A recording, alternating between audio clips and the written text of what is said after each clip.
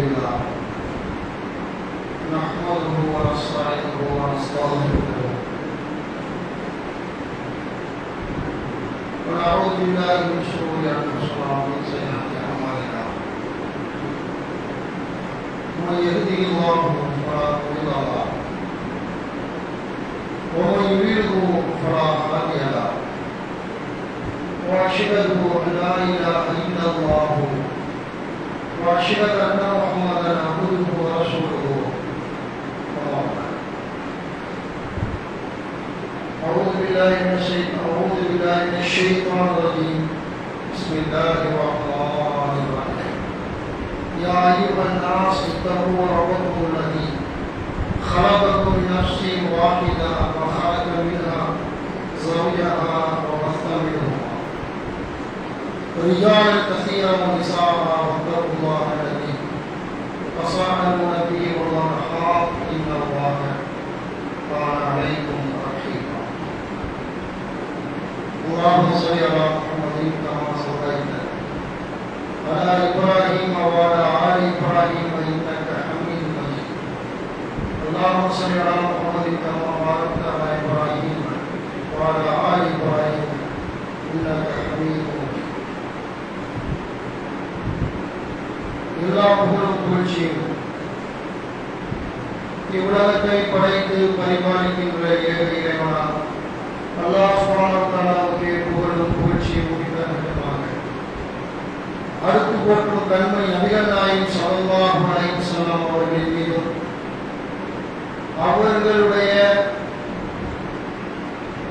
வாழ்க்கை வரலாற்றை இன்றுமே பின்பற்றி வாழ்ந்து மறைந்த உத்தம சத்திய சகாபாக்கள் மீதும் யௌமுல் ஜும்மாவுடைய தினத்தில் பங்கெடுத்துக் கொண்டிருக்கின்ற நம் அனைவர்களின் மீதும் ஒரு ஏக இறைவனை சாந்தியும் சமாதானமும் என்றென்றும் உரித்தாகட்டுமாக நிலவட்டுமாக என்ற பிரார்த்தனையோடு யௌமுல் ஜும்மாவுடைய முதல் வரையிலே நான் தேர்வு செய்த தலைப்பு நோயும் நிவாரணமும் என்ற தலைப்பிலே அல்லாஹ்வுடைய வேதத்திலிருந்தும் அல்லாஹ்வுடைய தூதர் நபிகள் நாயகம் ஸல்லல்லாஹு அலைஹி வஸல்லம் அவர்களுடைய வழிகாட்டுதலின் மூலம் ஒரு சில செய்திகளை சொல்லிக்கொள்ள விரும்புகிறேன். உலக வாழ்க்கையில மனிதன் கருத்து வேறுபாடு கொள்ள முடியாத ஒரு சில விவகாரங்கள் இருக்கிறது.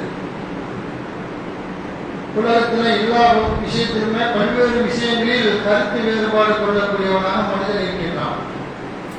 அறிவுரைகள் விஷயத்தில், ஆன்மீக விஷயத்தில், இன்னொரு செயல்பாட்டை சொன்னாலும் மனிதன் என்ன செய்வான் அப்படின்னு கேட்டால் கருத்து வேறுபாடு கொள்ளக்கூடியவனா இருக்கான். நம்ம சொன்னா எதிர்க்கிறது தெரியுமா, ஏற்க மறுப்பான், இப்படியெல்லாம் இருக்கக்கூடிய பல்வேறு விஷயங்கள் இருக்கு. சில விஷயங்கள்ல கருத்து வேறுபாடுக்கே இடம் இருக்காது. அது என்ன அப்படின்னு கேட்டா மூத்து மரணம் ஒரு மனிதனுக்கு வருமா வராதா என்று அவன் பட்டிமன்றம் நடத்தினாலும் வருடம் தீர்ப்பளிப்பான். சாதாரண முறையில் 2 பேர் பேசிக்கிட்டு இருக்கிறாங்க, மூத்து இருக்குதா இல்லையாண்டு ஒரு 2 பேர் பேசிக்கிட்டு அந்த விவகாரமா பேசுறாங்க. இறுதி முடிவுல மூத்து இருக்குதுன்னு தான் ஒத்துக்குவோம். மரணம் என்பது முதல் கட்டத்தையும் ஒத்துக்கிறோம், பிறகு என்ன செய்வோம், பிறகு ஒத்துக்கிறோம். மறுக்க முடியாது. மூத்துங்கிறது எல்லாருக்கும் இருக்குது. எப்போ உலகத்தில் பிறந்தமோ மரணம் இருப்பது போன்று ஒரு மனிதனுக்கு நோய் இருக்கிறதா இல்லையா என்று ஒரு பட்டிமன்றம் நடத்தினால் ஒரு 10 பேருக்கு மத்தியில் நாம் பேசிக்கொண்டால், 20க்கு மத்தியில் பேசிக்கொண்டால் கருத்து வேறுபாடு இல்லாத ஒரு விஷயம் நோய். அதிலே கருத்து வேறுபாடு கொள்ள முடியாது. நோய் இருக்குதா என்ன, நோய் இருக்குது என்று தான் எல்லாரும் ஒத்துக்கொள்ளலாம். இப்படி ஒரு சில விஷயங்கள் எல்லாரும் ஏற்றுக்கொள்ளக்கூடிய விஷயம் இருக்குது. மனுஷனா பிறந்தா மனுஷனை கழிப்பான கழிக்க மாட்டானா, எல்லாரும் ஒத்துக்குவோம். மனுஷனை கழிக்கத்தான் செய்வாங்க. மனுஷனா பிறந்தா சாப்பிடுவானா சாப்பிட மாட்டானா, கருத்து வேறுபாடு இல்லாத விஷயம். எப்படி சாப்பிடாம இருக்க முடியும், மூத்தா போயிடுவான செத்து போயிடுவான என்று சொல்லுவார்கள். சில விவகாரங்களை பொறுத்தவரை கருத்து வேறுபாடுகள் இல்லாத ஒரு விஷயம். அந்த மாதிரி விவகாரத்துல தான் நோய் என்பது எல்லாருக்கும் உண்டு.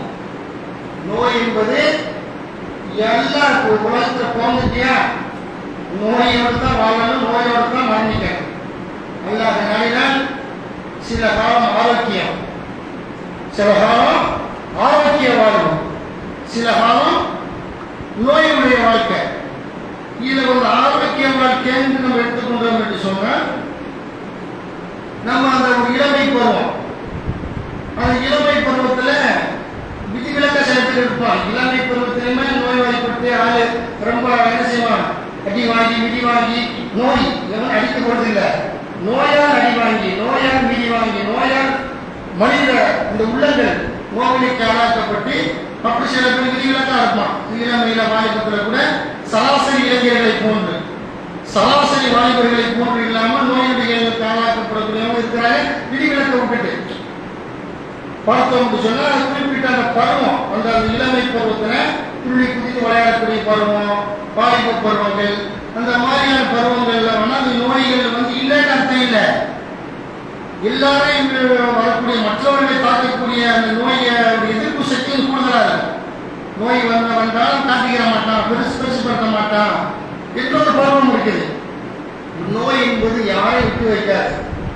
நோய் இல்லாத உலகத்துல, நோய் இல்லாத உலகத்துல ஒரு உண்டென்றால் அல்லாஹ் தான். வானங்களை எவன் படைத்தானோ, பூமியை எவன் படைத்தானோ, அண்டஸ்தாஸ்திரங்களை எவன் படைத்தானோ அல்லாஹ் தான் அல் ஹய்யுல் கய்யூம், என்றுமே நிலைத்திருப்பவன், நிலையானவன், நோய்க்கு அப்பாற்பட்டவன், உணவுக்கு அப்பாற்பட்டவன், தண்ணீருக்கு அப்பாற்பட்டவன், உலகத்திலோட எல்லா தேவைகளுக்கும் அப்பாற்பட்டவன் அல்லாஹ் மட்டும்தான். அல்லாஹ்வை தவிர எல்லா நபிமார்கள் நோய்வாய்ப்பட்டார்கள், நல்லடியார்கள் நோய்வாய்ப்பட்டார்கள், எல்லாரும் நோய்வாய்ப்படாத ஒரு ஆளுமே இல்லை. புகாரி இமாம் சொல்றீங்களா, புகாரி இமாம் பியார் சஹீஹ் புகாரியை தொகுத்த இமாம் புகாரி இமாம் அவர்கள் பெரிய ஒரு கல்வி கடல், அவங்க மாற்றுக்கிறது இல்லை. அப்படிப்பட்ட அவருடைய கடைசி வாழ்க்கை என்ன, கண் பார்வை இழந்து போனாங்க. பல இமாம்கள் இந்த ஹதீஸ்களை தொகுத்து தந்தவர்களுடைய முதுமையுடைய வாழ்க்கை என்ன, கண் பார்வை இழந்து கைத்தாங்களை பத்தி கூட்டிட்டு போகக்கூடிய அளவுக்கு அந்த மாதிரி மனஜலம் கழிக்கப்பட்டு இறந்து பலமா என்ன செய்யறாங்க, பல பேரை பார்க்கிறோம். அந்த முதுமை என்றால் நோய் தான், முதுமைனாலே நோய் தான். அந்த இடைப்பட்ட காலத்தில் வரக்கூடிய நோய்கள் நிறைய இருக்கு. அந்த மாதிரி வந்துக்கிட்டு பல்வேறு மார்க்கத்திற்காக உழைத்த மார்க்கத்திற்காக மார்க்கத்துக்கு தன்னை அர்ப்பணித்த அந்த அறிவு கடலா இருக்கக்கூடியவர்கள், அவங்கெல்லாம் எல்லாரும் நோய் வந்தது, முட்டாளும் நோய் வந்தது. அறிவு கடலா இருந்தால் நோய் தான், முட்டாளா இருந்தால் நோய் தான். நோயை சொல்ல வைக்கப்படும், சேண்டா வைக்கக்கூடிய நோயை சொல்றதுக்கு என்ன இருக்கும், நோயை அப்படி நோயை சொல்வதற்கு மறைக்கிறது, மறைச்சி நோயை என்ன செய்வாரா, மறைச்சி நோயை சொல்ல அளவுக்கு எல்லாம் கூட சில பேர் இருக்கான். நோயை சொன்னா என்ன நினைப்பாங்களோ, உலகத்துல உனக்கு மட்டும் அதிசயமா நோய், அவனுக்கு யாருக்குமே இல்லாத உனக்கு மட்டும் இந்த நோய் வந்து நீ மாற, எல்லாருக்கும் வர காய்ச்சாங்கிறான், பெருமாங்கிறான், இருமாங்கிறான், தும்மெழுங்கிறான், ஆஸ்பத்திரிகள் வலிந்து நிரம்புகிறது, மருத்துவர்கள் நிரம்புகிறார்கள், நிரம்பி வருகிறார்கள், ஊருக்கு ஊருக்கு மெடிக்கல்கள் நிரம்பி வருகிறது, ஊருக்கு ஊர் மெடிக்கல் ஷாப்புகள், மெடிக்கல் இப்படி எல்லாம் பார்க்குறீங்களே மெடிக்கல்ல கூட்டம், பெருநாள் கூட்டமே போறாங்க. மெடிக்கல்ல போய் பார்த்தோம்னு சொன்னா பெருநாளைக்கு நம்ம சந்தோஷமா இருப்போமே, கடற்கரைக்கு போவோமே, ஊருக்கு சந்தோஷமா ஒரு இல்லையில ஒரு பிளஸ் கிரவுண்ட்ல மகிழ்ச்சியை கொண்டாடுவோமே, பிரார்த்தனைகள் எல்லாம் போட்டு பூஜா எல்லாம் போட்டு என்ன செய்வோம், மக்கள் கூடுற மாதிரி வெளியே மெடிக்கல் என்ன செய்வாங்க, எல்லாம் நோயாளிகள் தான். அப்படி பார்க்கக்கூடிய பார்க்கணும். நோய் என்பது எல்லாரும் மறைக்க வேண்டிய அவசியம். நோய் தான். பொய் சொல்லுவோம், நோயை மறைக்க முடியுமா, நோய் வந்தா நோய் தான், நோயை நோயாக தான் எதிர்கொள்ளும். இதுதான் வேண்டாம் அப்படின்னு அல்லாவுடைய மார்க்கத்தில் அந்த நோயை வரும்பொழுது இந்த மாதிரியான நோய்களை எப்படி இஸ்லாம் எதிர்கொள்ள சொல்லுது. அல்லாவுடைய மார்க்கத்தில் நோயை விட்டால் அதில் நம்ம எப்படி நம்மளை உளவியல் ரீதியாக நம்மளை தற்காத்துக் கொள்ள வேண்டும். நோய் வரும், செத்து போயிடும், சின்ன காய்ச்சல் வரும், காய்ச்சல் வந்துச்சு கால் போயிடும், சின்ன ஒரு இருமல் தும்மல் தாங்க மாட்டான். இப்படி எல்லாம் கூட மன வலிமை இல்லாமல் இருக்கிறாங்க. அதனால தான் நோய் அந்த அல்லாஹ் தான் இந்த நோய்க்கு நிவாரணத்தை ஷிஃபாவை வழங்கக்கூடிய ரப்புல் ஆலமீன் என்பதை புரிந்து கொள்ள வேண்டும். அப்ப நோய் வரும்போது நோயை வெளிப்படுத்தான் சொன்னார். இந்த மாதிரி நோயில இருக்கிறேன், உடம்புக்கு முடியல அப்படிங்கக்கூடிய கேன்சர் தான் மறப்பான். பெரிய பெரிய நோய்கள் மறைய எல்லாமே சொல்லியா பரவாதா. அது எந்த நோய் வந்து எல்லாருக்குமே நோய் எதை தின்னாலும் பரவாயில்ல. என்ன செய்யறாங்க, எதை சாப்பிட்டாலும் கேன்சர். இந்த முட்டாளோட என்ன செய்ய, நான் பள்ளியாசலுக்கு ஃபில்டர் தண்ணி வச்சுக்கிறாங்க, அதை குடிச்சா கேன்சர் வராங்க. சோறு உண்டா கேன்சர். எந்த உலகத்தில் உள்ள அனுமதிக்கப்பட்ட எந்த உணவை சாப்பிட்டாலும் எந்த முட்டா பேரண்டி தான் ஆய்வு ஆய்வுன்னு சொல்லி என்ன செய்வாங்க, மூளை மலைக்கிடுச்சு. அப்ப அப்படி பார்க்கிறோம். ஏதோ ஒரு வந்து அம்முக்குலாம் இந்த அண்ணா நோய்னா இஸ்லாமிய நோய். இஸ்லாமிய நம்பிக்கை என்ன? இஸ்லாமிய ஃபண்டமெண்டல் வலுக்கதிரி ஹைரி ஒரு ஷர்ரி மினல்லாஹி. இந்த உலகத்துல எந்த ஒரு நன்மை நடந்தாலும் எந்த ஒரு தீமை நடந்தாலும், எவனுக்கு நல்வாழ்வு, எவனுக்கு கெட்ட வாழ்வு, எவனுக்கு நோய், எவனுக்கு ஆரோக்கியம், எவனுக்கு பதவி, எவனுக்கு புகழ், எவனுக்கு தெருவுக்கு பட போறான், அல்ல கேவலப்படுத்த போறான், எவனுக்கு உயர்நிலத்தை வைக்க போறான், எல்லாம் கதிர். கதிரில் தான் இருக்கு. அல்லாஹ்வுடைய மார்க்கத்துல விதியின் அடிப்படையில் தான் அல்லாஹ்வுடைய மார்க்கம் தீர்மானிக்கப்பட்டிருக்கிறது. இதை நம்பினாதான் முஸ்லீமா இருக்க முடியும். நோய்கள் வரும்பொழுது நம்ம நோயை அதுக்கு மருத்துவம் செய்யணும். அல்லாஹ்வுடைய மார்க்கத்துல மருத்துவம் செஞ்சு அதுக்கு உண்டான தீர்வுக்கு உண்டான வழிவகைகளை நம்ம பார்த்தோன்னு இஸ்லாம் நமக்கு சொல்கிறது. அப்போ நோயை பொறுத்த வரைக்கும் நோயை மறைக்கின்ற வேலை இல்லை. நோயை தெரியாம இருக்குமா? பக்கத்து வீட்டுக்காரன் நோய் அவன் வெளியில நடமாட்டம் இருக்காது, வீட்டுக்குள்ள இருக்கான், கண்டுபிடிச்சிருவாங்க. ஆளை காணாம ஊர்பா பேசிட்டு இருக்கானே, அங்கங்க போவானே அப்படின்னு நோய் வந்து விட்டால் எல்லாம் தெரிஞ்சிடும். இது நம்முடைய சாடை பாவனைகள் இவரை வைத்து கண்டுபிடித்து விடுவார்கள். நோய் வந்தா அதை நம்ம வந்து மறைக்க வேண்டிய அவசியமே இல்லை. நோய் என்ன செய்யணும், எல்லாத்தையும் படிச்சிருக்கான் செட்டப்பு. உலகத்துல பிறந்தால் நோய் தான். அல்லது கலக்கல் மோத்தவள் கயாத்தில் எவ்வளவுக்கும் ஐயக்கும் ஹசன் அமலா. உங்களில் வந்து அழகிய செயலுக்குரியவர் யார் என்பதை சோதிப்பதற்கான வாழ்வையும் மரணத்தையும் ஏற்படுத்தினோம். அழகிய செயலுக்குரியவர்கள் அல்லாஹ்வுக்கு நோன்பு வைக்கணும், தர்மம் கொடுக்கணும், இப்படி இந்த மாதிரி செயலுக்கு தான் அல்லாஹ். இந்த வாழ்க்கையில நோய்களுடைய ஏற்றத்தாழ்வுகள், ஆரோக்கியம் என்ற ஏற்றத்தாழ்வுகள் வந்துகிட்டு தான் இருக்கும். இதை நம்ம என்ன செய்யணும், அந்த நோய் நொடிகள் வரும்பொழுது அதை நம்ம வந்து அல்லாஹ்விடத்தில் பிரார்த்தனையின் மூலமா துஆக்களின் மூலமா உதவி தேட வேண்டும். இதெல்லாம் பார்க்கிறோம். ஹதீஸ்கள்ல குர்ஆன் வசனங்கள்ல இந்த நோய்களை பொறுத்த வரைக்கும் 1-2 நோய் இல்லை, நோய் பட்டியல் எடுத்துக்கிட்டோம்னு சொன்னா நீண்ட பட்டியல். அந்த அளவுக்கு நோய்களை பொறுத்த வரைக்கும் எல்லாம் உலகத்துக்கு இறக்கிருக்கிறான். அல்ல ஆரோக்கியத்தையும் இறக்கிருக்கிறான். அப்போ நோய்கள் வரும்பொழுது நம்ம என்ன செய்யணும் அப்படின்னு கேட்டா, அதை எப்படி நம்ம பொறுப்பு சாட்டணும் அப்படின்னு பார்த்தோம்னு சொன்னா, ஒரு நோய் வந்துருச்சுன்னு சொன்னா எப்படி சமுதாயத்தை பேசணும் தெரியுமா? காய்ச்சல கிடக்கலாம், நோய் வந்துருச்சுன்னு சொன்னா என்ன பேசணும் இல்லை, நம்மளே நிறைய பேர் பேசுவோம். மாற்றம் தெரியாம இவனுக்கு ஒரே காலத்துக்கு நோயா இருக்குது, பயங்கர பாவம் பண்ணிப்பானோ, அப்படியே அனாவசரம் வந்திருப்பானோ, 10 பேர் ஏமாத்திருப்பானோ, இவனுடைய தாய் தாப்பி இவனை கட் பண்ணிப்பாங்களோ, இப்படி என்ன ஒரு குழந்தை பிறக்குது, மூல வளர்ச்சியில 2 குழந்தை 10 குழந்தை 4 குழந்தை பிறக்குது. ஒரு தாய்க்கு வந்துக்கிட்டு பலகீனமான குழந்தை பெற்றுட்டாங்கன்னு சொன்னா இதெல்லாம் அது கிறிஸ்தவ சமுதாயத்தில் நம்பிக்கை இருக்குது. அந்த மாதிரி போன ஜென்மத்தில் ஒரு பாவம் பண்ணியிருக்கிறாங்க, இந்த ஜென்மத்தில் சித்திரவதை அனுபவிக்கிறாங்க. இதெல்லாம் முட்டாள்தனமான வாதம், மூளையற்றவர்களுடைய வாதம். அப்படிலாம் இல்லை. நோய் வந்துட்டு போயிட்டு தான் இருக்கு. ஒருவருடைய ஏழாம இருக்கிறார் முடியலன்னா அவர் செஞ்ச பாவத்துக்கு அர்த்தம் அது கிடையாது. வாழக்கூடிய காலத்தில் சொன்னால் முன்னறிவு செஞ்சிருக்காங்க. நான் சொல்லுவேன், நமக்கு வரக்கூடிய நோய்களை சபர் பண்ணி பொறுத்து கொண்டு வரும் என்று சொன்னால் அல்லாஹ் நம்முடைய பாவங்கள் மன்னிக்கப்படுகிறது. நம்முடைய பாவத்தை மன்னிச்சு பரிசுத்தமாகி மூத்தா படிக்கல, படுத்த படிக்கல கிடைக்கிறோம், கை கால் இழுத்துருச்சு, வாய் பேச முடியல. இப்படி வந்து ஒரு முஸ்லீம் அந்த நோயை அனுபவித்து அவனை வந்து பொறுமை காட்டான் என்று சொன்னால் அவனுடைய பாவங்கள் மரத்தினுடைய இலைகள் விழுவதை போன்ற அவருடைய பாவங்கள் மன்னிக்கப்படுகிறது. மறுமையில பாசம் அர்த்தம், மறுமையில சொர்க்கம் கிடைக்கும் அர்த்தம். இது நபிகள் சொல்லியிருக்கிறாங்களே ஒழிய, ஒருத்தர் நோய் வந்துருச்சு, உனக்கு வந்து ஒரு கஷ்டம் நெருக்கடி வந்துருச்சுன்னா இவன் ஏதோ பாவம் பண்ணிவிட்டான், தப்பு பண்ணிவிட்டான், இவன் வாப்பா என்ன தப்பு பண்ணிட்டாங்க, அதனால இந்த மாதிரி இந்த புள்ள அமைஞ்சிருக்குது என்னெல்லாம் முட்டாள் பேசுவாரு. மூளையற்றவன் பேசுவான் என்பதை புரிந்து கொள்ள வேண்டும். இப்ராஹிம் நபி அவர் என்ன சொல்றாரு, குர்ஆன் அல்லாஹ் சொல்றான், இப்ராஹிம் அலைஹிஸ்ஸலாம் அவர்கள் என்ன செஞ்சார், எல்லாம் அறிவுபூர்வமான வாதம் தான். ஏகத்துவத்தை தௌஹீதை சொன்னதும் அறிவுபூர்வமான வாதம். அவருடைய எல்லா வகையான படிப்படியான எல்லா செயல்களுமே இப்ராஹிம் அலைஹிஸ்ஸலாம் அவர்களுடைய விவகாரத்தை எல்லாம் பேசும் பொழுது 26வது அத்தியாயத்தினுடைய 78வது இறைவசனத்தில் அல்லாஹ் சொல்கிறான், அல்லதி ஹலக்கனி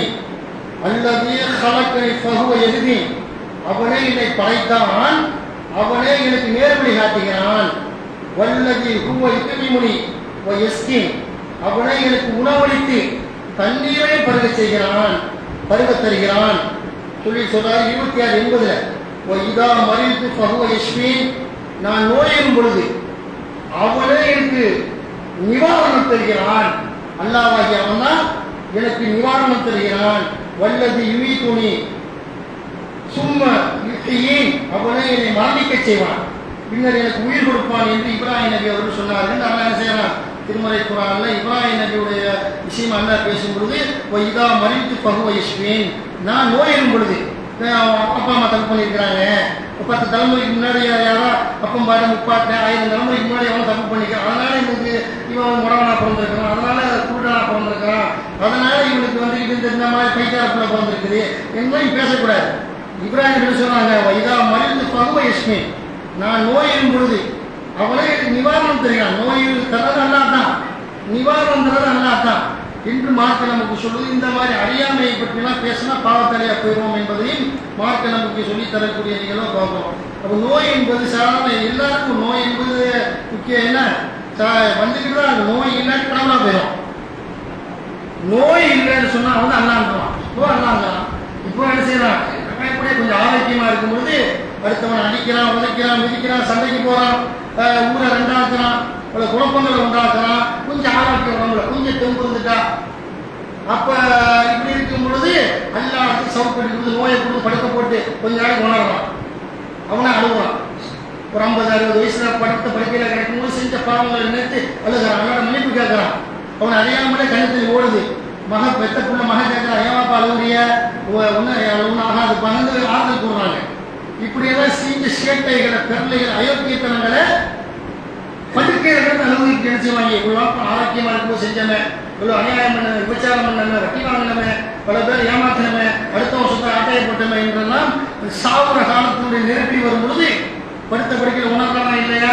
அப்ப அப்படி நோய் வரும் பொழுது இவன் அதுதான் தன்னை தலைப்பு கொடுத்தேன், நோயும் புலம்பலுண்டு.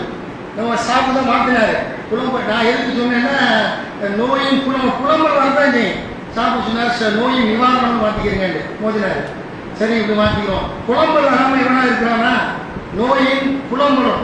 நோய் வந்தாலே புலம்பல் தான். காய்ச்சல பத்துறாங்கன்னா என்னத்தாவது உலகம், 10 வருஷத்துக்கு முன்னாடி உள்ளதை உலகம், 20 வருஷத்துக்கு முன்னாடி நடந்ததை உலகம், நாக்கு பெறணும், வார்த்தை என்ன செய்ய சம்மந்தம் இல்லாமல் உலகம், என்னத்தையாவது பேசுவான். அப்படியெல்லாம் நோய் வந்தாலே உள்ளம் பதறும், பயம் வரும், உள்ளத்துல ஒரு பதற்றம் ஏற்படும். அப்போ உசுர மூத்தா போயிடுவோமோ, அல்லது அவ்வளோதான வாழ்க்கை முடிஞ்சா அப்படிங்கிற மாதிரி ஏதாவது குறைச்சிருவோமா என்றெல்லாம் கூட வாய் குளங்கள் வருமா இல்லையா? அப்போ நோய் என்பது வந்துக்கிட்டு, நோய் வந்து விட்டால் எல்லாம் வந்துடும், எல்லாம் மனக்கவலை வந்துடும், எல்லாம் வந்துடும் என்றெல்லாம் பார்க்கணும். அதனால நபிகள் நாயகம் ஸல்லல்லாஹு அலைஹி வஸல்லம் இருந்த அருட்செல்வங்களின் விஷயத்துல மனிதன் ஏமாற்றத்துக்குள்ளாகிறான். ஒன்று என்ன, அவனுக்கு அல்லாஹ் கொடுத்த ஆரோக்கியம். அந்த ஆரோக்கியமான காலத்தில் நன்மைகளை செய்யாமல், அல்லாஹ்வுடைய பொருத்தத்தை பெறுவதற்குண்டான அந்த வழிமுறைகளை செய்யாமல் ஆரோக்கியத்தை வீணடிச்சு என்ன செய்யறான், அவன் வந்துட்டு கடைசி காலத்தை புலம்புறான். அவன் ஆரோக்கியமா இருக்குன்னு ஆட்சி செஞ்சிருக்கலாமே, நான் ஆரோக்கியமா இருந்த காலத்தில் ரமலான் அடைஞ்சேனே, ரமலான் மாதத்தில் நோன்பு வச்சிருக்கலாமே. அப்ப படுத்து கிடக்கும் போது நோய் பாதிப்பட்ட பிறகு சொல்லுவான். அப்படியெல்லாம் வந்துட்டு அதை சொன்னாங்க, ஓய்வை வீணடிக்கிறான். ஓய்வை என்ன செய்யலாம் அப்படின்னு கேட்டா, உருப்படா பேசியாச்சு, இது போன மொபைலை நோண்டிக்கிட்டு ஓய்வை வீணடிக்கிறான். பல மாதிரி சொன்னாங்க.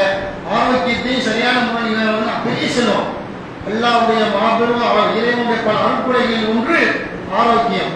அந்த ஆரோக்கியத்தை நம்ம என்ன செய்யணும் அப்படின்னு கேட்டா, அதை வந்து கரெக்ட் அல்லாஹ்வுக்கு அந்த ஆரோக்கியத்தை சரியான முறையில் பயன்படுத்த வேண்டும். இப்போ ரமலான் வருது, ரமலான் மாதம் வந்துருச்சுன்னு சொன்னா அல்லாஹ் குர்ஆன்ல சொன்னாங்கல்ல, பமன் ஷஹித மின்கும் ஷஹ்ர ஃபல்யசும்ஹு, உங்களில் ஒருவர் ரமலானை அடைந்தார், உங்களில் ஒருவர் ரமலானை பமன் ஷஹித மின்கும் ஷஹ்ர ஃபல்யசும்ஹு, உங்களில் யார் ரமலான் மாதத்தை அடைகிறாரோ அவர் மாதத்தை நோன்பு நோக்கட்டும்னு அல்லாஹ் சொல்லி நோன்புடைய மகத்துவத்தை அல்லாஹ் சொல்றான். போன வாரம் நோம்பை பற்றி பேசினார், சும்மா 10 மரம் தொட்டுட்டு போனார். நோம்பை பற்றி பேசினா அடுத்த வரைக்கும் பேசணும். அப்பதான் மக்களுக்கு தெரியும்.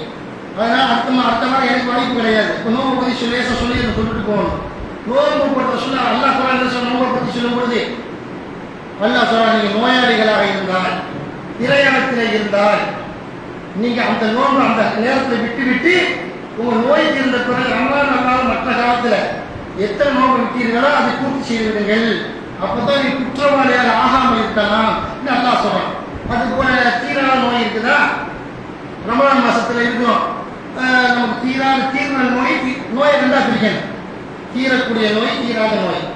தீரக்கூடிய நோய்னா என்ன, காய்ச்சல், தும்மல், அந்த இருமல், பிரச்சனைகளை தீர்ந்து போயிடும். தீராத நோய் ஒன்று இருக்குது. அது தீராத நோய்ங்கிறது அதுவும் இருக்குது. கேன்சர் பல மாதிரியான நோய்கள்லாம் தீராத நோய். அந்த உச்சக்கட்ட நோய் மட்டும் இல்லை, அதை விட தீராத நோய்கள்லாம் நிறைய சுகர் இருக்குதுன்னு வைங்க. சில பேர் சுகர் உங்காமல் இருக்க மாட்டான், செத்து போயிடுவான், குடிச்சு போயிடுவான், சாப்பிடாம இருக்க மாட்டான். நிஜத்தில் சுகராக இருக்கணும். அது வயோதிகத்தன்மை இருக்குது. ஒரு இளமையில வாலிபத்தில் வரக்கூடிய சுகர், இப்படிலாம் சில சுகர்களை அப்படி நோம்பு வைக்கணும். சுகர் வந்தாலும் அவங்க முடியுன்னு சேர்ந்தா நோம்பு வைக்க முடியும்னா அந்த சகலாம் மாத்திரை கொடுக்கணும். நோம்பு திறந்த பிறகு மகிழ்ச்சியமா இஃப்தாருடைய நேரத்தில் மாத்திரை கொடுக்கணும், நோம்பு வைக்கணும். சில நோய் தீராத நோயாக இருக்குதா, முன்னாடி அழகாக என்ன செய்யணும், அழகை மன்னிப்பு கேட்கணும். அந்த மாதிரி மார்க்க நமக்கு சொல்லுது.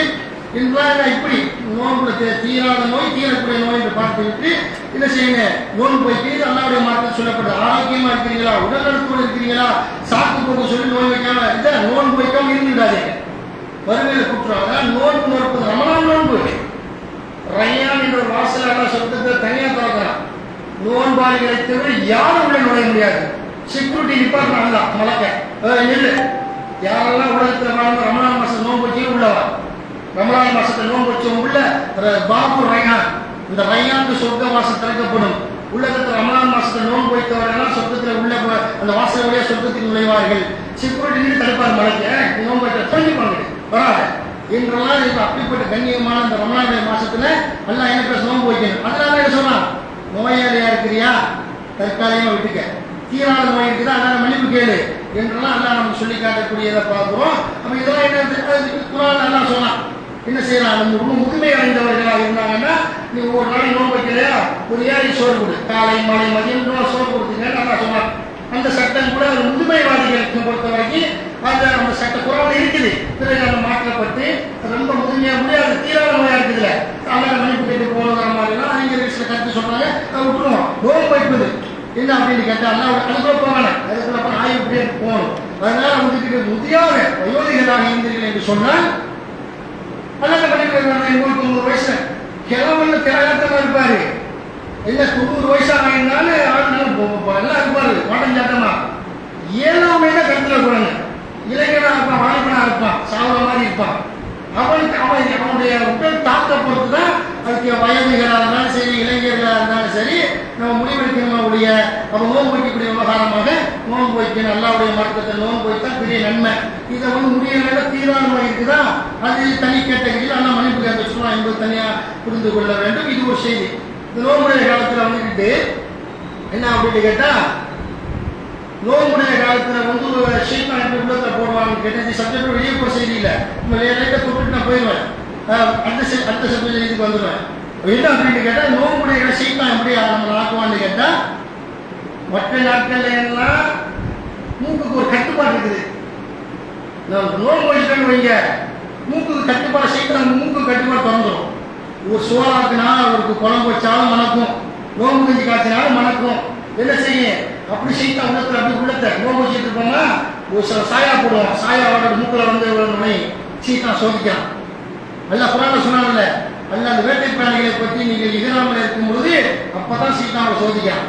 வேட்டை பிராணிகள் அப்படியே போகும், ஆடு மாடு மானு இந்த வேட்டை பிராணிகள் கைக்கு எதிராக போகும். இஹ்ராமில் இருக்கும்போது நீங்க என்ன செய்யக்கூடாது, நீங்க வேட்டையாடக்கூடாது, இஸ்லாம் தடை இருக்குது. அப்பதான் சீத்தான் சோதிப்பா. வேட்டை பிராணிகளை இஹ்ராமில் இருக்கக்கூடிய ஹஜ் உம்ராவுடைய நேரத்தில் இஹ்ராமில் இருக்கக்கூடியவரோட கைக்கு எதிராக வேட்டை பிராணிகள் போகும் பொழுது நீ வேட்டையாடக்கூடாது.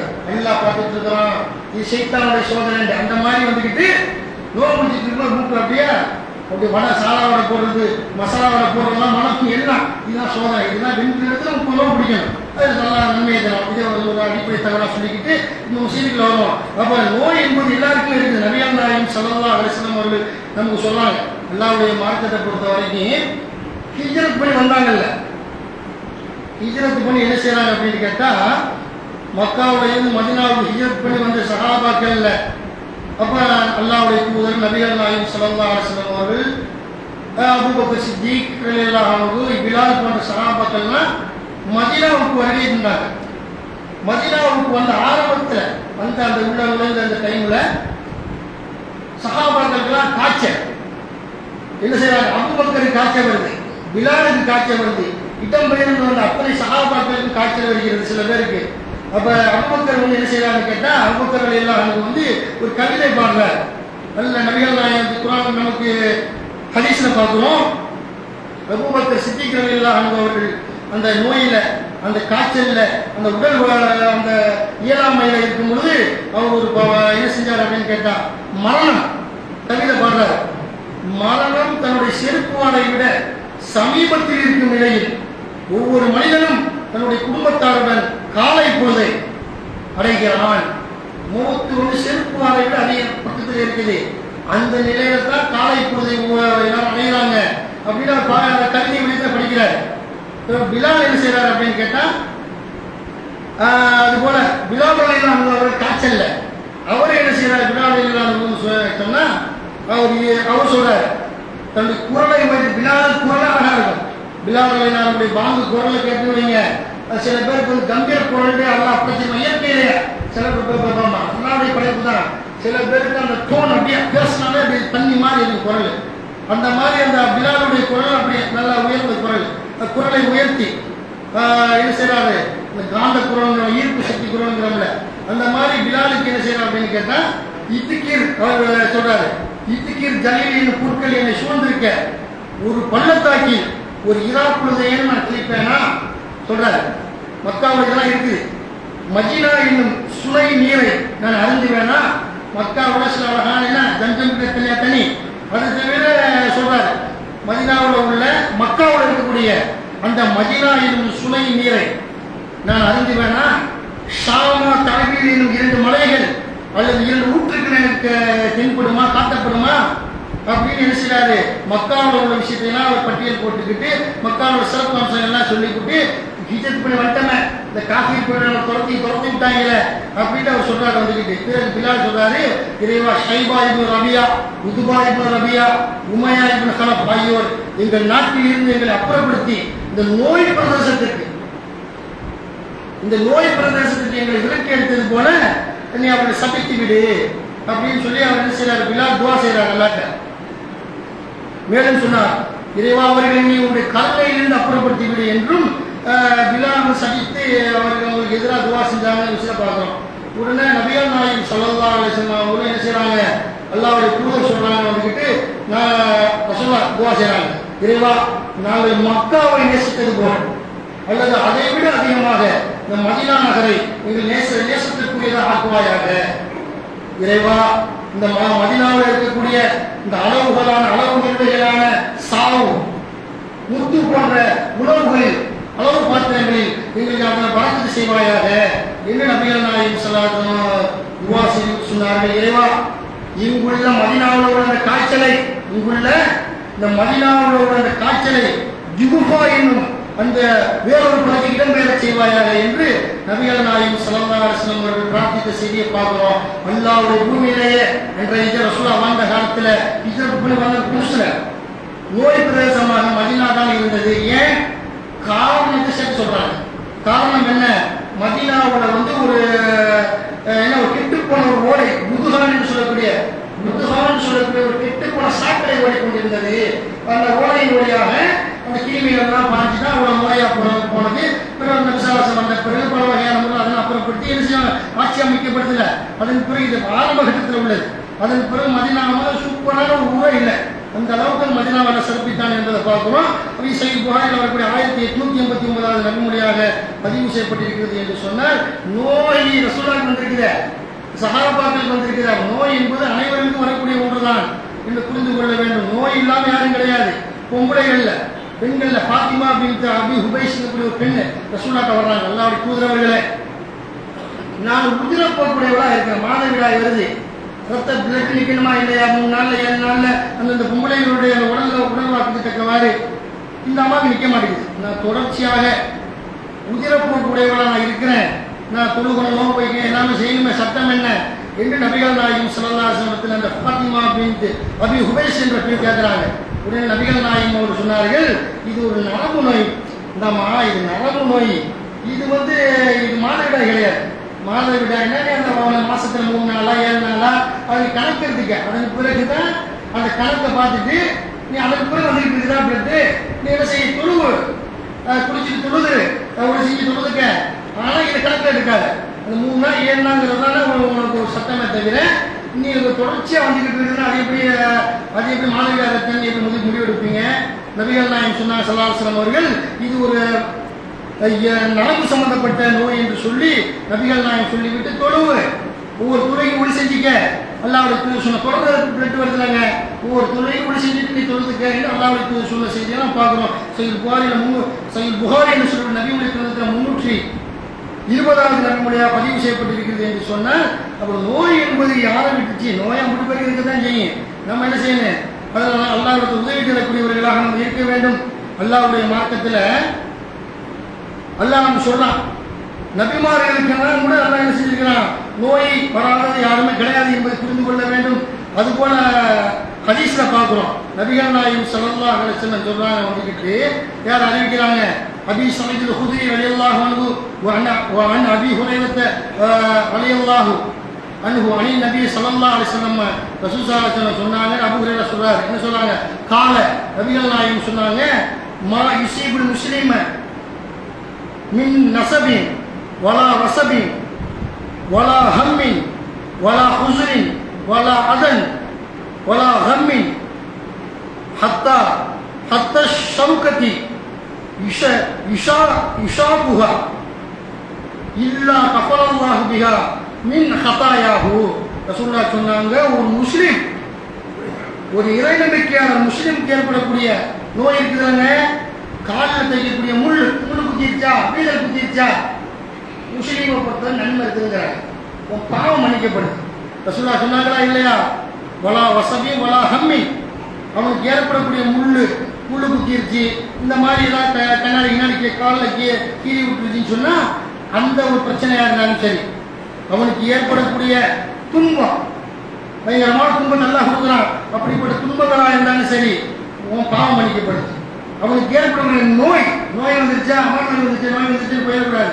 நோய் வரும், புலம்பல் வரும், அதை அப்படிலாம் இல்லாமல் இருக்காது, அதை கொஞ்சம் சமர் பண்ணி கொடுத்துட்டு இருக்காங்க. நோய் வந்தால் கூலி இருக்கு, துக்கம் ஏற்படுது, மனக்கவலை ஏற்படுகிறது, எதுவாயினும் அதற்கு பதிலாக அவரினுடைய பாவங்களில் இருந்து சிலவற்றை அல்லாஹ் மன்னிக்காமல் இருப்பதில்லை என்று நபிகள் நாயகம் ஸல்லல்லாஹு அலைஹி வஸல்லம் சொல்லியிருக்கிறாங்க. அப்படின்னு சொன்னா அப்ப நம்ம பார்க்கணும், நோய் என்பது அல்லாஹ்வுடைய மார்க்கத்தில் இருக்குது, ஒரு முஸ்லீம் மூமின்களுக்கு மட்டும்தான் பொறுத்து கொண்டால் அல்லாஹ்விடத்தில் மன்னிப்பு இருக்கிறது என்பதை புரிந்து கொள்ள வேண்டும். இப்போ அது போல அல்லாஹ் நமக்கு சொன்னான். இப்போ யூனுஸ் நபியை பற்றி பேசினான், அதில் வந்துட்டு எப்படி சொன்னான்னு நம்ம பார்க்குறோம்.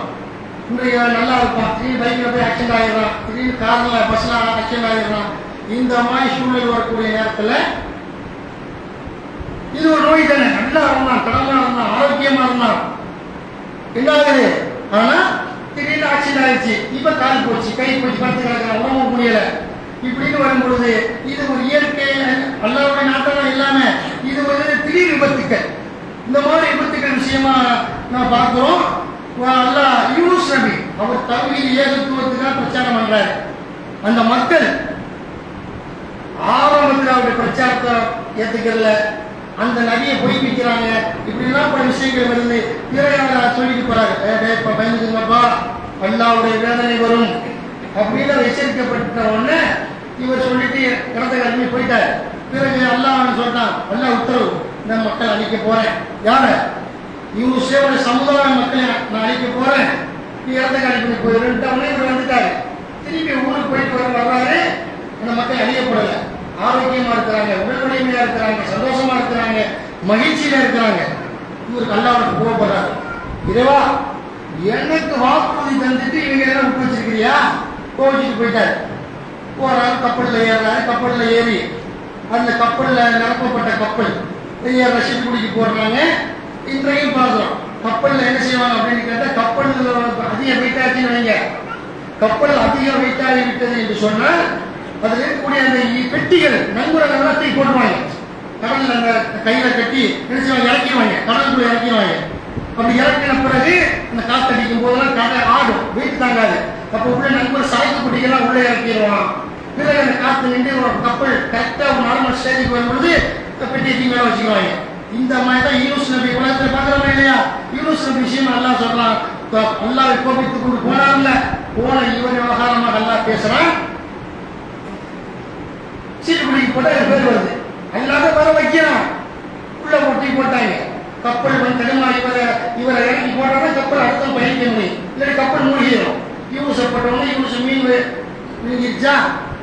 மீன் தான் நல்லா சொல்லலாம், மீன் தான் முதல்ல, மீன் எல்லாம் முடியும். கடலோட எல்லா உயிரினங்களையும் குறிக்கக்கூடிய ஒரு பொதுச்சொல் தான் மீன்கிறது. அப்போ அந்த பெரிய திமிகளாக மூழ்கி விட்டது மீன். அதை எல்லாம் பேசுறான். இந்த விஷயமா ஒரு ஆரோக்கியமா உடல் வலிமையான யூனுஸ் எப்படி ஆனார் என்று குர்ஆன் பேசுகிறது. திருமறை குர்ஆன்ல அல்லாஹ் சொல்லி காட்டுகிறான் பாருங்களேன். அல்லாஹ் குர்ஆன்ல சொல்றான் வந்துகிட்டு, இன்ன யூனுஸ லமினல் முர்சலீன், யூனுஸ் தூதர்களில் ஒருவர். அல்லாஹ் சொல்றான், இது அபத்த இலல் ஃபுல்கி மஷ்ஹூன் ஃபஸாகம ஃபகான மினல் முத்ஹலீன், நிரப்பப்பட்ட கப்பலை நோக்கி அவர் ஒளிந்தோடிய பொழுது அவர்கள் கப்பலில் இருந்து யாரை வெளியேற்றுவது என்று சீட்டு பிடிக்கினர். தோற்றவர்களில் அவர் ஆகிவிட்டார். உள்ள போட்டுட்டாங்க. தோற்றவர்களில் ஒருவராக ஆகிவிட்டார். 37 140 சொன்னான். ஃபல்தகமஹுல் ஹூது வஹுவ முலீம், ஃபல்தகமஹுல் ஹூது வஹுவ முலீம், இழிந்தோராக இருக்கும் நிலையில் அவரை மீன் விழுங்கியது. எல்லாம் கோச்சு பண்ணாமல, இழிந்தவராக இருக்கும் நிலையில் அவரை மீன் விழுங்கியது சொல்லிட்டா சொன்னான். பலவுலா அன்னவுக்கான மினல் முஸப்பிஹீன் லபிஸ ஃபீ பத்னிஹி இலா யௌமி யுபஅஸூன், அவர்கள் நம்மை துதிக்காது இருந்திருந்தால் அவர்கள் உயிர்ப்பிக்கப்படும் நாள் வரை அவர் நம்மை சொன்னார்கள். லா இலாஹ இல்லல்லாஹ் லா இலாஹ இல்லா அன்த சுப்ஹானக இன்னி குன்து மினல் ஸாலிமீன், அல்லா நீ மன்னிப்பவன், உன்னை விட்டா மன்னிக்கக்கூடியவன் யாரும் இல்லை, மன்னிக்கக்கூடியவன் யாரும் இல்லை, நான் பாவம் பண்ணிட்டேன், நான் ஏன் விட்டேன்டார்ல, எல்லாம் மன்னிச்சிட்டாங்க. அல்லா சொன்னான், அவர் நம்மை துதிக்காது இருந்திருந்தால் அவர்கள் அது உயிர்ப்பிக்கப்படும், எல்லா மக்களையும் அல்ல, அவர்கள் உயிர்ப்பிக்கப்படும் நாள் வரை அந்த வயிற்றிலேயே அந்த யூனுஸ் தங்கியிருந்திருப்பார் எல்லாம் சொல்லிட்டு சொன்னா. ஃபனபதுனாஹு அலாயி வஹுவ ஸகீம், அவரை நோயுற்றவராக விட்ட வெளியில் நாம் தூக்கி எறிந்தோம். அம்பத்தன அலையை சஜரத்தன் எக்கத்தின், அவரின் மீது நிழல் தருவதற்காக சுரை குடியை முளைக்கச் செய்தோம், சுரைக்காய் குடியை முளைக்கச் செய்தோம் அல்லாஹ் சொல்லி சொன்னான். வருஷம்னாக நிலா மியத்தி அல்ஃபின் அவ் யஸீதூன், அந்த யூனுஸாகி அவரை, அந்த இறை தூதரை 1,00,000 அல்லது அதை விட அதிகமானவருக்கு இறை தூதராக அனுப்பினோம். ஃபஆமனு ஃபமத்தனாம் இலாஹீன், அவர்கள் நம்பிக்கை கொண்ட அந்த மக்கள் குறிப்பிட்ட காலம் வரை அவர்களுக்கு வசதிகளை அளித்தோம் நல்லா சொல்லி காட்டக்கூடியதை பார்க்குறோம். அப்புறம் யூனுஸ் நபி நோய்வாய்ப்பட்டாரு. ஏன்னா கப்பலில் போய் தூக்கி தூக்கி எறியப்பட்ட பிறகு மீன் விழுங்கியது. அவர் வெளியே வந்தப்போ நோயாளியே வந்தாங்க. நல்லா அப்படி காத்த குஞ்ச பார்த்தீங்களா இல்லையா, அந்த மாதிரி உடம்பு அப்படி அந்த தீவிர வாயிலிருந்து வெளியே வந்து நோயுற்றவராக வெளியே விழுந்தார். அதன் பிறகு எல்லாம் சீரிய சொன்னோம். சுரை கொடியை நம்ம என்ன செஞ்சோம், சுரைக்காய் கொடியை முளைக்க செய்தோம். அதில் மருத்துவம் இருக்குது. அந்த சுரைக்கொடியை முளைக்க செய்து அவரை பாதுகாத்து, நோயாளியை பாதுகாத்து மருத்துவ குணம் வச்சு அவரை அப்புறம் கொண்டு வந்துட்டாங்க. நல்லபடியாக கொண்டு வந்துட்டாங்க ஆரோக்கியமா. சுரைக்காய் செடியின் மூலமாக அவரை அந்த வெட்ட வெளியில் தூக்கி போட்டுச்சு மீன். அப்போ அந்த திமிங்கலம் தூக்கி போட்ட பிறகு அவரை நாம் சுரைக்காய் செடியின் மூலமாக பாதுகாத்தோம் எல்லாம் சொல்லி காட்டுகிறான். இதை உணர்ந்து நோய்கள் என்பது நபிமார்கள் நல்லடியார்கள் எல்லாருக்கும் வரும். இதெல்லாம் எங்கள் உலகத்தில் உள்ளதான் என்பதை உணர்ந்து நோய் வரும்பொழுது பொறுமையாக சபர் பண்ணி இறைவனுடைய அருளை தேடி இறைவான நோயை பற்றி உடல் ஆரோக்கியத்தை கொண்டு கேட்போம். நிக்கலையா அதான் விதி, எது துவா கேட்டு படிக்கல விதி அதாங்க. நமக்கு எல்லாம் எழுதி வச்சுட்டு அவ்வளோதான் போயிடும். எல்லாம் நாடி அதை குணமாக்கிட்டாலும் அல்ஹம்துலில்லாஹ் எல்லாம் பெருமைப்படுத்தணும் என்பதை உணர்ந்து கொண்டு செயல்பட வேண்டும் என்று சொல்லி ஜும்மாவோட முதல் உரையை நிறைவு செய்கிறேன். யாய் உலக நாம் முத்தக்குல்லா பக்கத்து காத்திகி வலா தமூத்துன்ன இல்லா வஅன்தும் முஸ்லிமூன்.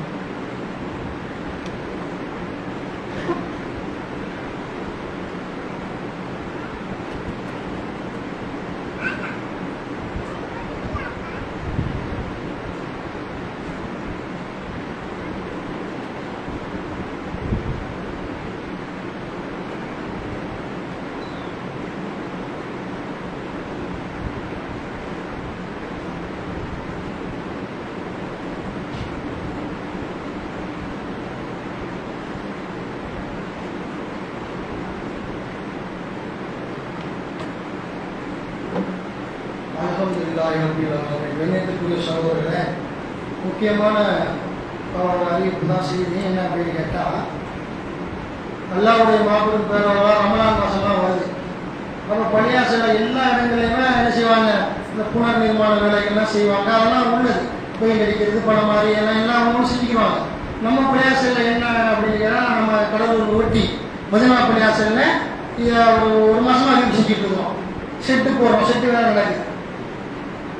செட்டு போடுற செட்டு வேலை நடக்குது. செட்டு போடக்கூடியது இதில் பல வேலைகள் இருக்குது. அதை ஒட்டி பல வேலைகள். இதற்காக 2,00,000 கிட்ட செலவு. நிர்வாகிகள் நமக்கு தகவல் கொடுத்தாங்க. அது நமக்கு எதிர்பார்த்த அளவுக்கு பொருளாதாரம் வரலை. சரி, அல்லாஹ் யாருக்கெல்லாம் பணத்தை காசு கொடுத்துருக்குறாங்கன்னா அல்லாஹ் தான் கொடுங்க. அல்லாஹ் வந்து இந்த 2,00,000 வரக்கூடிய காரணத்தினால் நம்ம மக்கள் நம்ம தானே, நமக்குரிய பள்ளி தானே. நம்ம பள்ளி என்ன சொல்லுவோம், எங்க பள்ளி எங்க மஹல்லாங்கிறோம்ல, நம்ம பள்ளியாசு நம்ம மஹல்லான்னு சொல்லக்கூடியவர்களாக நம்ம இருக்கிறோம்னு சொன்னால் அது பெருமை. எங்க பள்ளி தெற்கு வடக்கு எப்படி சொல்லுவாங்க. இந்த நம்ம மஹல்லாவுக்கு நம்ம கொடுக்காம யார் கொடுப்பா? அமெரிக்காவில் தான் தருவான், சவுதி அரேபியாவில் வருவானா? அப்போ நம்ம தான் உங்களுக்கு யாருக்கெல்லாம் காசு பணத்தை கொடுத்துருக்காங்களோ, நீங்கள் இந்த 2,00,000 வேலை இருக்குது. நோம்புக்கு முன்னாடி எல்லா வேலையும் இந்த பிரிச்சுவாங்க. இந்த வெளியே நீ தொழுகிறாங்கல்ல, இதெல்லாம் பிரிச்சுட்டு செட்டு போடுறாங்க. ஜும்மாக்கு புறம் பிரிக்கப்படும். அதனால் வந்துட்டு அந்த பொருளாதாரத்தை கொடுத்து என்ன செய்யுங்க, இந்த புனர் வேலைகள் செய்வதற்கு அல்லாவுக்கா பொருளாதாரத்தை வாரி கொடுங்க. இது நீங்கள் கொடுத்தீங்கன்னா நல்லா நன்மை இருக்குது. யார் உலகத்தில் ஒரு பள்ளியாசை கட்டுவதற்கான முயற்சிக்கிறானோ, காசு பணம் கொடுக்குறானோ, மறுபடியும் அவங்களுக்கு பள்ளியாசை கட்டப்படும். ரசூலா சொன்னாங்க, உஸ்மான் அலியால் அறிவிக்கிறாங்க. இது ஒரு செய்தி. அதனால் என்ன செய்யணும் அப்படின்னு கேட்டால், நம்ம அல்லாவுடைய அவளான இந்த உங்களால் உங்களுக்கு வாக்குறுதி காசு கொடுக்குறதே வாக்குறுதி கொடுங்க. நான் வந்து இந்த மாதிரி நான் இப்போ காசு கொண்டு வரல, இப்போ நீங்கள் என்ன செய்யுங்க அப்படின்னு கேட்டால், நான் இவ்வளோ எழுதிக்கிறீங்க, நான் புறவு தர்றேன்னு சொல்லுங்க. இந்த மாதிரி கொடுத்துட்டு போகலாம்.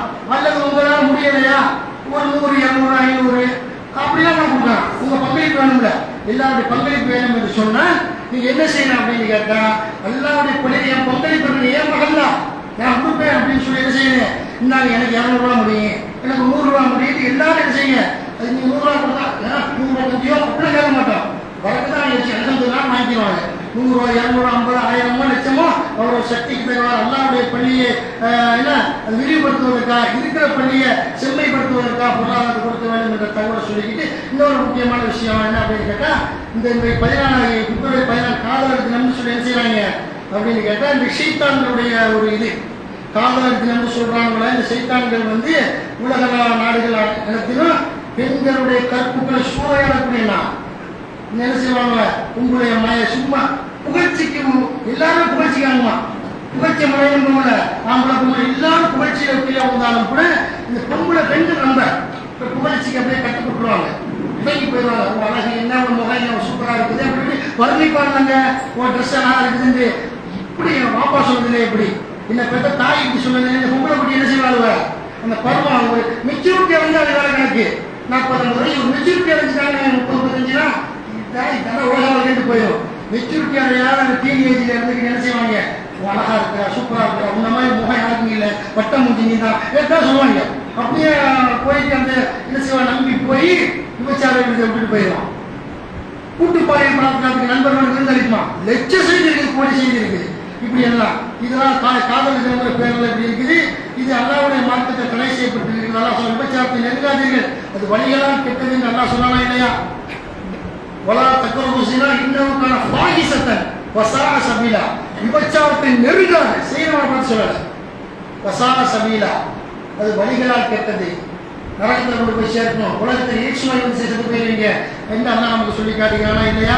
அதனால இந்த காதல் தினங்கிற பேரில் என்ன செய்வாங்க, பீச்சு, பார்க்கு, ஹோட்டல், அது இது பொம்பளை பெண்களை கூட்டிகிட்டு போய் பைக்கில் அந்த கல்லூரி பிள்ளைகளை, ஸ்கூல் பிள்ளைகளை கூட்டிகிட்டு போய் வைத்து குழந்தையை கொடுத்து அனுப்பி நாசமாக்கி இப்படி எல்லாம் நடக்கக்கூடியதை பார்ப்போம். இதுக்கு இஸ்லாத்துக்கு சம்மந்தம் இல்லை. இதை வேறொரு மண்ணோடு என்ன செய்யணும், இதை துளசி கட்ட வேண்டும். இது வந்து இது சைத்தான், இந்த சைத்தான் உருவாக்குறாங்க. வரலாறு பார்க்கணும். ரோம்ல உருவாக்கப்பட்டது. ரோமில் வந்து காதல் தினத்தினுடைய என்ன செஞ்சாங்க கேட்டால், பேரரசர் 2ஆம் கிளாடியஸ் அவருடைய ஆட்சியின் பொழுது பண்டைய கால ரோமில் இருந்து வந்ததாக தகவல் தெரிவிக்கப்படுகிறதுங்கிறான். கிபி 3ஆம் நூற்றாண்டில் திருமணமாகாத வீரர்கள் சிறந்த போர் வீரர்களாக உருவாகிறார்கள் என நம்பி 2ஆம் கிளாடியஸ் என்று சொல்லக்கூடிய என்ன செய்யலாம், இளைய போர் வீரர்கள் திருமணம் செய்யக்கூடாது சட்டத்தை போடலாம்.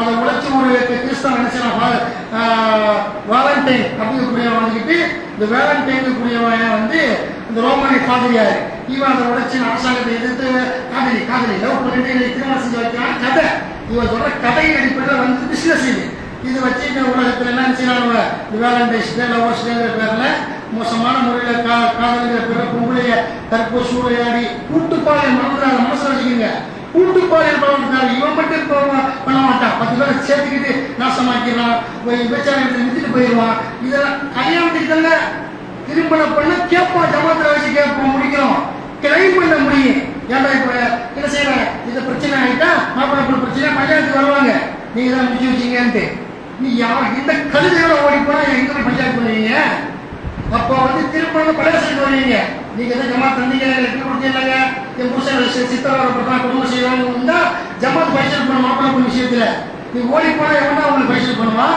இதெல்லாம் கேடு கட்ட விஷயம் இது என்ன இது மோசமான ஒரு இது வந்து பிசினஸ் அதை மட்டும் இதுதான் சொல்லிக்கிறேன் பிரிட்டிஷ் சஃப்ரான் கூற்றுப்படி இந்த காதலர்களுக்கான நாள் அந்த காதலத்தில் 14ஆம் நூற்றாண்டுல வந்துச்சு அப்படிங்கிறான் சொல்லிட்டு என்ன சொல்றான் அப்படின்னு கேட்டா அது வந்து எல்லாம் பிசினஸ்ங்கிறாங்க ஒரு லைப்ரரி அடிப்படையில் அவன் என்ன சொல்றாங்க இது ஒரு தொழில்நுட்ப பிசினஸ் தொழில்துறை புரட்சி 19ஆம் நூற்றாண்டில் தான் தொழிற்சாலை அந்த அட்டைகள் கொடுக்குறாங்க அந்த அட்டைகள் காதலத்தின் அட்டை அந்த ஹார்ட் இதெல்லாம் பிசினஸுக்காண்டி தொழில் புரட்சி ஏற்பட்ட பிறகு முன்னாடி காகிதத்தில் பேப்பர்ல கொடுத்தாங்க வண்ண அட்டைகள்லாம் எல்லாமே கொடுக்குறாங்கல்ல கேட்டுக்கிட்டவங்க இதெல்லாம் 1900 தொழில்துறை புரட்சி 19ஆம் நூற்றாண்டில் தொழிற்சாலைகளில் தயாரிக்கப்பட்ட அட்டைகளை அறிமுகப்படுத்தியது 1913ஆம் ஆண்டில் கன்சாஸ் சிட்டியின் ஹால்மார்க் கார்டுகள் காதலர்களை பெருமளவில் ஈர்க்க தொடங்கியது பிசினஸ் கார்டு காதலர்கள் செஞ்சிருக்கிறாங்க இந்த மாதிரி இது பிசினஸ் தான் காடு விற்கினா அது இது ஃபர்ஸ்ட் ஹோட்டலில் போய் தங்கன்னு இந்த மாதிரி பிசினஸுக்காக உருவாக்கப்பட்ட சைத்தானுடைய விஷயத்திலிருந்து உலக முஸ்லீம்களும் எல்லா சமுதாயம் விடுபட வேண்டும் என்று சொல்லி காதல் தினத்துக்கு எதிர்ப்பாக 50 பேரும் போர்ப்படி தூக்க வேண்டும் இந்த காதல் தினம் என்ற இந்த காம சேட்டையை அரசாங்கம் எந்த நாட்டிலும் அனுமதிக்கக்கூடாது என்று சொல்லிக்கொண்டு இம்மானுடைய 2ஆம் முறை நிறைவு செய்ய பதிப்புரிமை அதுக்கும் வஷ்புரிமை வளாகத்துக்கு